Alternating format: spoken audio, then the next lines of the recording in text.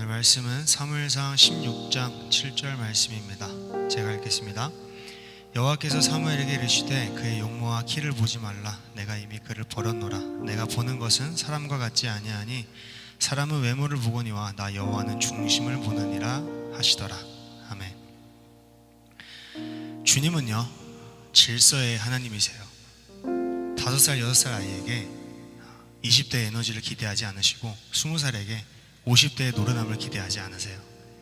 하나님은 우리가 할 수 있는 선에서만 기대하십니다. 그리고 우리는요, 이 세상에서 사는 동안 계속해서 선택의 기로 앞에 서게 됩니다.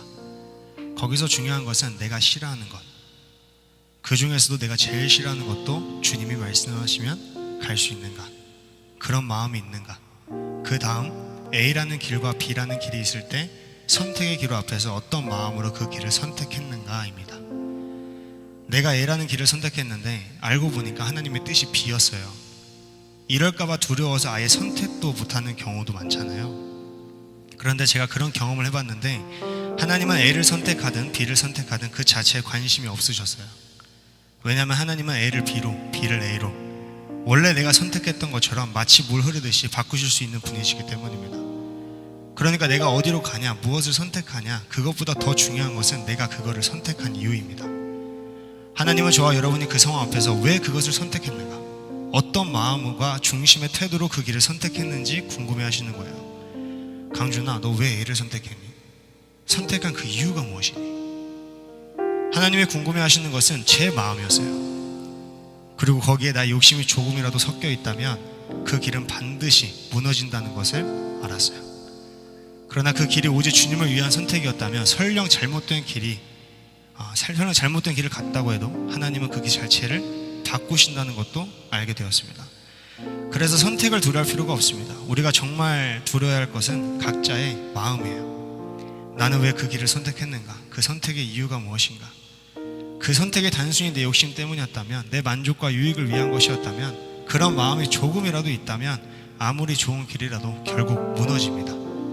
하지만 그 길이 오직 주님을 향한 것이었다면, 그 이유가 진짜 주님을 향한 마음에서 비롯된 것이라면 하나님은 그 길을 어떻게든 선하게 인도하신다는 거예요. 하나님은 우리의 선택이 완벽하지 않아도 그 길을 바꾸시고 고치시고 새롭게 하셔서 주님의 뜻대로 이루어 가실 수 있는 분이십니다. 우리가 해야 될 것은 두려움 속에서 머뭇거리는 것이 아니라 주님 앞에서 우리의 마음을 살펴보는 거예요. 가장 중요한 것은 마음의 중심이죠. 사람은 외모를 보고 상황을 보고 조건을 따지지만 하나님은 마음의 중심을 보는 분이시기 때문입니다. 잠언 3장 5절부터 6절 말씀입니다. 이것도 제가 읽겠습니다.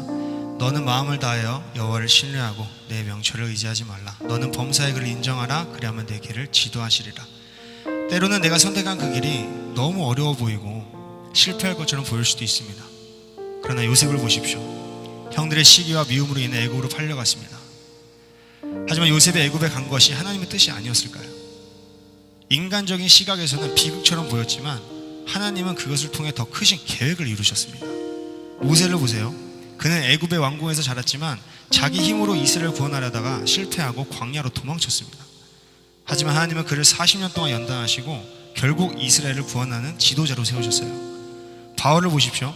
그는 예수님을 믿는 사람들을 핍박하며 자신의 길을 걸었던 사람입니다. 하지만 하나님은 그를 변화시켜서 이방인의 사도로 세우셨죠. 내 마음의 중심이 주님이시면 불가능한 길도 가능해지는 것입니다. 우리의 선택이 실수일지라도, 진짜 잘못된 길일지라도 내 안의 중심이 주님이라면 그 길은 하나님이 옳은 길로 바꾸신다는 거예요. 결국 이 질문으로 돌아갑니다. 나는 주님 중심으로 살고 있는가? 교회 중심으로 살고 있는가? 말씀 중심으로 살고 있는가? 이 질문에 대한 답이 명확하다면 선택의 두려움도 없어요. 믿음이 있다면 가는 길이 어렵다고 느껴지지도 않아요. 두려움에서 담대함으로, 슬픔에서 기쁨으로, 방종에서 자유로, 율법에서 은혜로, 고난에서 축복으로 바뀌기 때문입니다. 결국 우리가 주님 중심으로, 교회 중심으로, 말씀 중심으로 살아간다면 그것만으로도 모든 것이 해결이 된다는 거예요. 그리고 우리가 선택한 길은 하나님이 주관하시는 길로 바뀌는 것입니다.